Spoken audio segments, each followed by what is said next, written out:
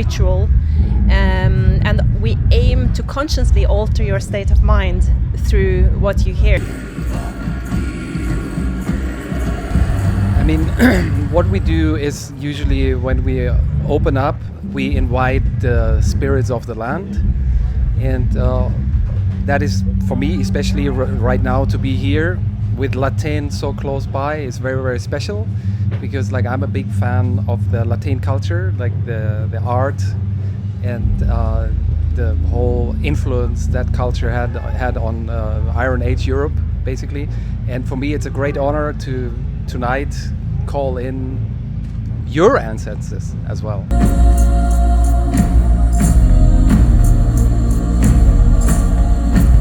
Tonight, well, I like to talk about my instrument from the Rajasthani desert of India, because it's so weird everywhere we go in the Nordic countries. It's a bamboo stick with a coconut, half a coconut, goat skin and horsehair.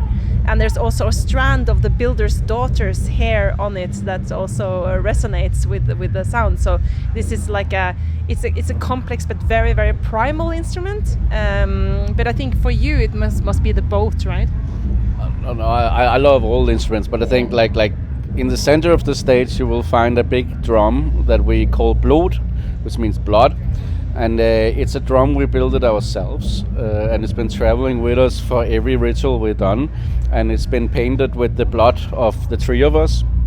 And I like the idea that you bring a part of yourself so you become an instrument, right?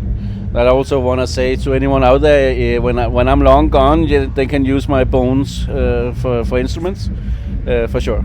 I mean, like, of course, I can easiest and mainly talk about my own regalia, as I call it, and it has elements of the wider ancestor line of mine on it. So there you will find a Scythian belt buckle, as well as a reproduction of a Celtic torque around my neck, and like, of course, then me as a person born in central Germany, then immigrating to Scandinavia, always having a big heart for the Scandinavian early cultures.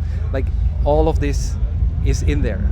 Everything from the Nordic Bronze Age up to the early medieval times, and also further. I mean, like, we have a song from Bronze Age Middle East that we're singing.